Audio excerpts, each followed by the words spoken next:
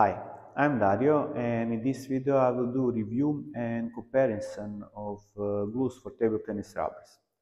I have chosen 4 glues that are known as the best in the table tennis community, and I will do some tests with them.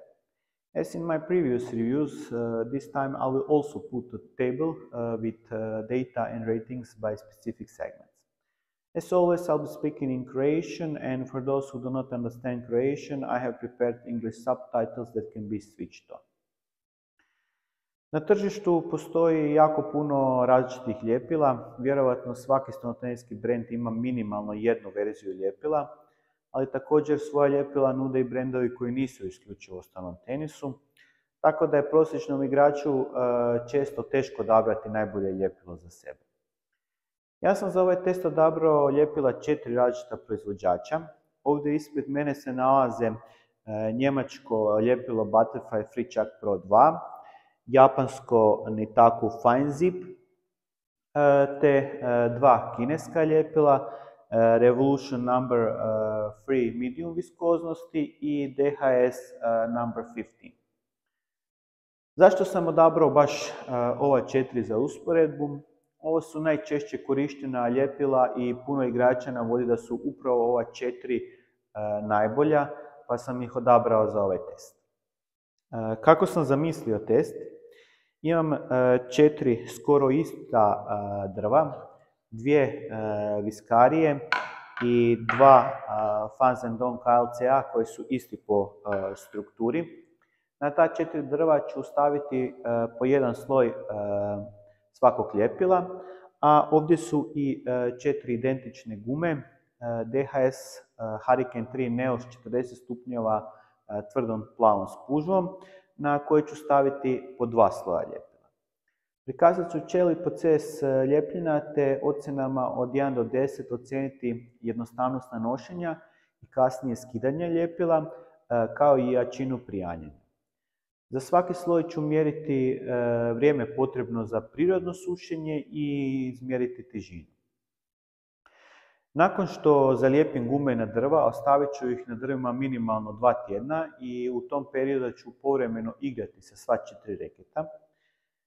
Pretpostavljam da ću teško moći donijeti bilo kakve ispravne pretpostavke o tome kako koje ljepilo utječe na igračke karakteristike gume. Iako su drva istog modela, svako drvo je različito. Isto tako, iako su gume iste, svaka je drugačije potrošena ili više ili manje boostana. Kad su takve male nijanse u pitanju kao što je utjecaj ljepila na primjer spin ili brzinu, teško je odrediti razlike ako se ne radi usporedba s identičnim gumom i drvom. No, vidjet ćemo. Nakon 2 tjedna ću prikazati proces skidanja ljepila i donijeti zaključke o ova 4 ljepila. U mom videu od prije 1,5 godine gdje detaljno objašnjavam proces skidanja i ljepljenja guma, ste mogli vidjeti da preferiram prirodno sušenje ljepila bez korištenja fena, jer se prirodnim sušenjem dobiju najbolje karakteristike ljepila. Tako ću onda i sad ostaviti da se ljepilo prirodno posuši na drvu i gumi. A s obzirom na temperatura i vlaga utječu na proces sušenja ljepila, prvo ću onda to provjeriti. Vani je trenutno -7 stupnjeva Celzijusovih i 66% vlage. Ovdje unutra u dvorani, i to baš na stolu gdje će se sušiti ljepilo, je 19 stupnjeva i 43% vlage. I to su zapravo dosta dobri uvjeti za ljepljenje. Krećemo prvo s Butterfly Free Chuck Pro 2.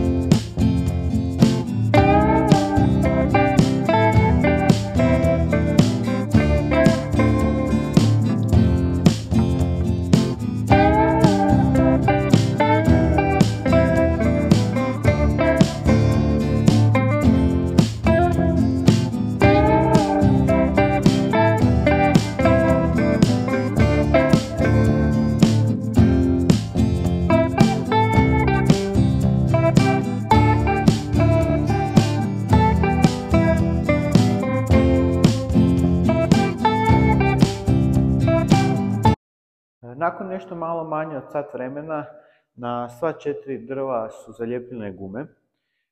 U ovom ubrzanom isječku od 3 minute nije izrezano ništa od tih sat vremena, već je samo video u određenim sekvencama značajno ubrzan.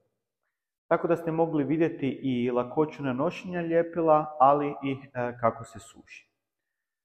Što se tiče viskoznosti, najveće od ovih 4 ima Nitaku Fine Zip, skoro je kao pasta za zube.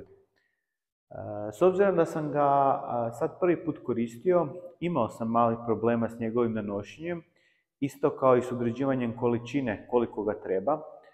Tako da sam na gumu kod prvog sloja stavio previše, a kod drugog sloja sam onda išao na sigurno, pa sam 2 puta stavljao pomalo, jer sam vidio da se ne suši baš tako brzo da ne bih mogao 2 puta staviti. Sad kad bih s njim sljedeći put lijepio, vjerojatno više ne bih imao problema. Revolution number 3 sam isto sad prvi put koristio, ali nisam imao takvih problema kao s Fine Zip, tako da onda ipak treba uzeti u obzir da za korištenje Fine Zipa ipak treba malo prakse, jer je drugačije ljepilo od onih na koje sam navikao. Od ovih 4 ljepila, samo kod Revolution number 3 se može birati viskoznost, i to 3 različite, normal, medium i high. Tako da možete kupiti koje vam najviše odgovara, a ovo ovdje koje ja imam je medium. Ako uspoređujemo Revolution number 3 medium s Butterfly FreeChuck Pro 2, FreeChuck je možda mrvicu viskoznije, dok je DHS number 15 još viskozniji od njih, ali manje od Nitaku Fine Zip. Što se tiče sušenja, Revolution number 3 i DHS number 15 su podjednaki i brzo se suše, dok je kod Fine Zipa i FreeChuck Pro 2 sušenje trajalo malo duže. Kod prvog sloja Fine Zipa na gumi ima i moje krivice jer sam stavio mrvicu previše ljepila. Dok je kod Butterfly FreeChuck Pro 2 problem što kad se ljepilo posušilo nije postalo skroz transparentno, što je inače indikator kod većine ljepila da je suho.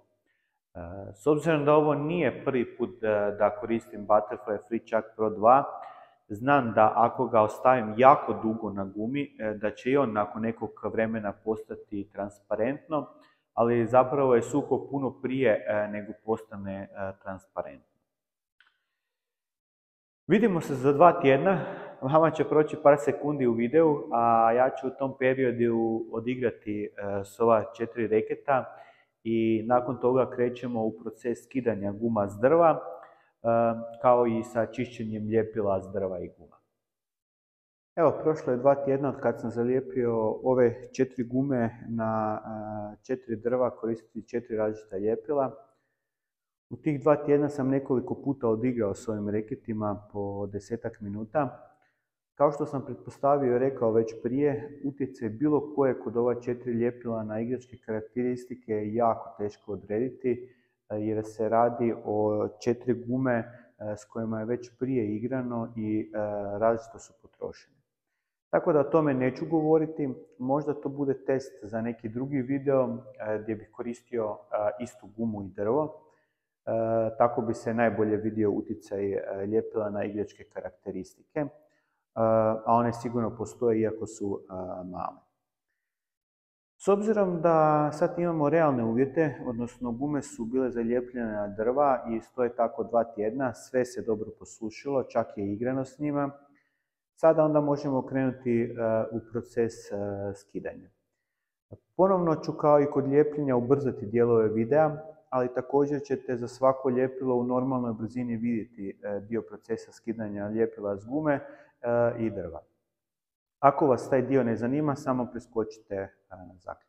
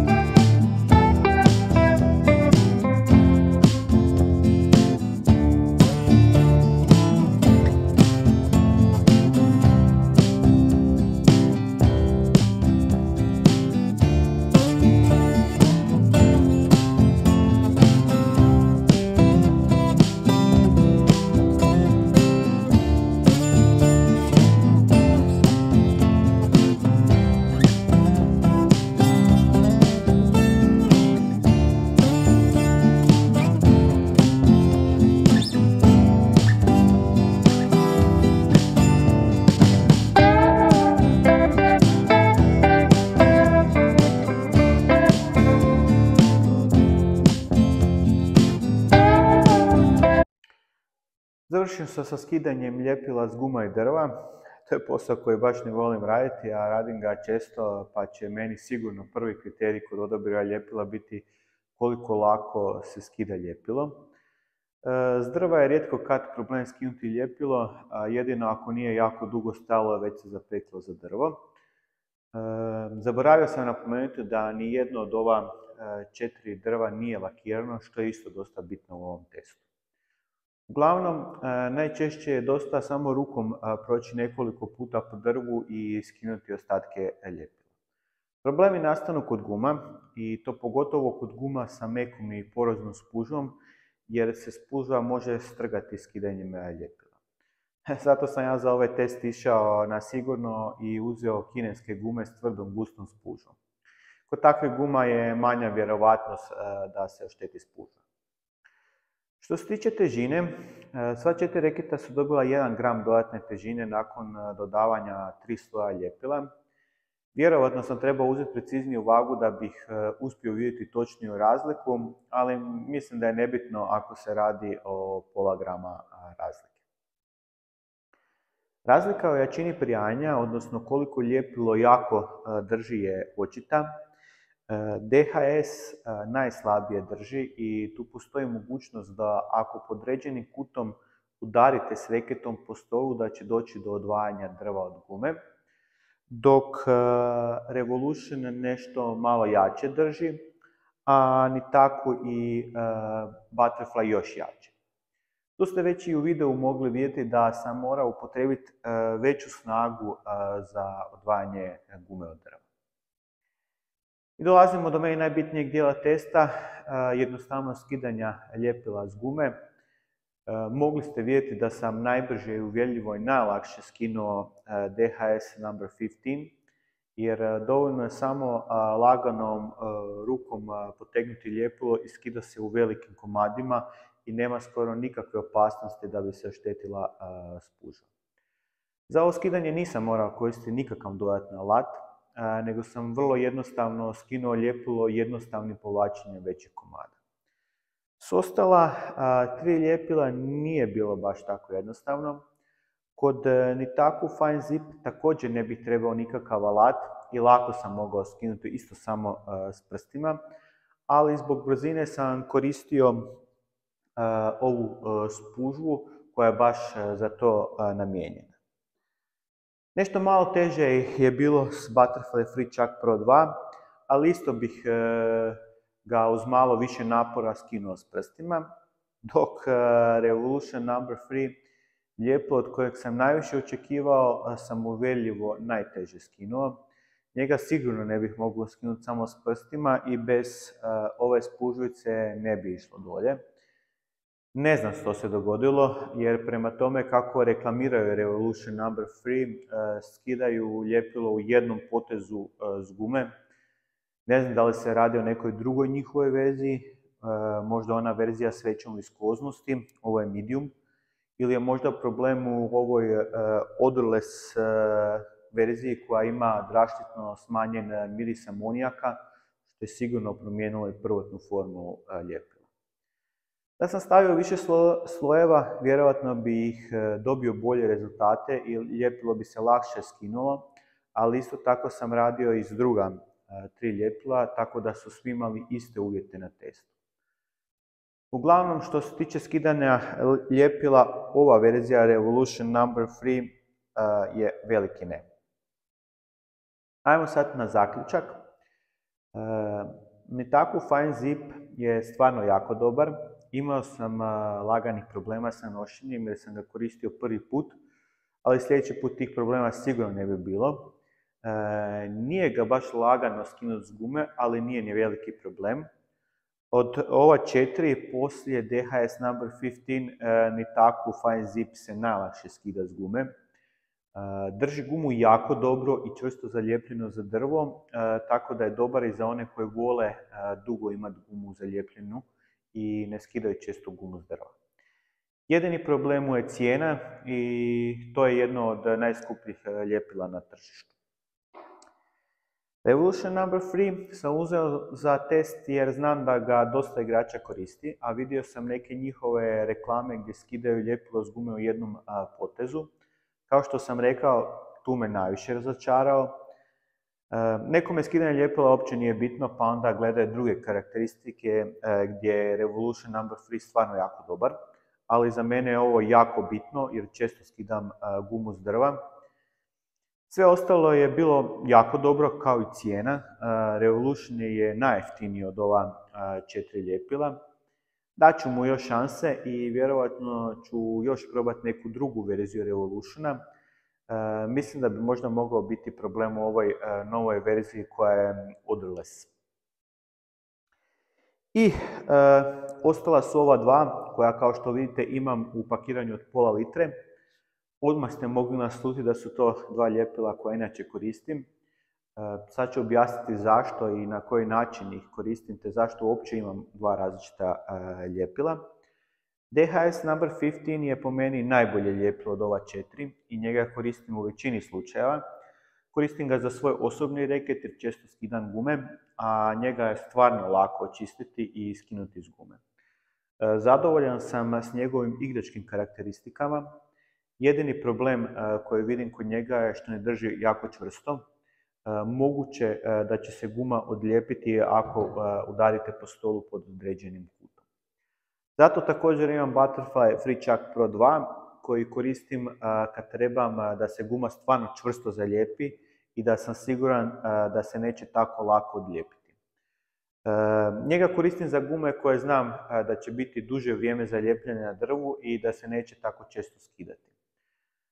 Onda ni ovo što se teže čiste ostaci ljepila s gume nije toliki problem kad to ne moram raditi tako često. Uglavnom, onima koji često skidaju gume, od ova 4 bi preporučio DHS number 15. A ako jednom zalijepite gumu i više ih ne mislite skidati dok ne kupite nove s kojima ćete zamijeniti stare, onda odaberite Butterfly Free Chuck Pro 2 ili ako vam nije preskup, onda još bolje ni takvu Fine Zip.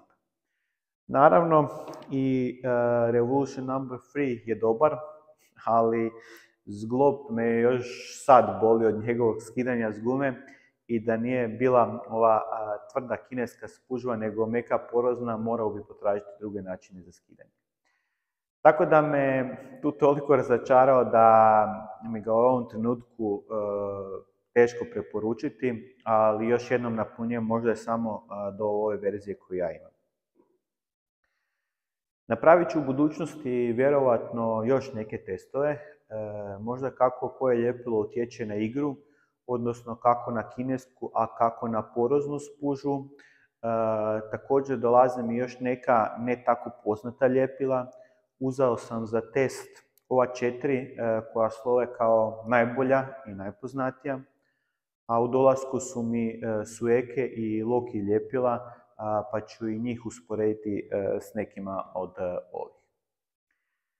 To bi bilo to za ovaj test. Ako imate kakvih pitanja, pitajte ispod u komentarima. Isto tako, ako vam se svidio video, kliknite na like kako bi što više ljudi vidjelo video.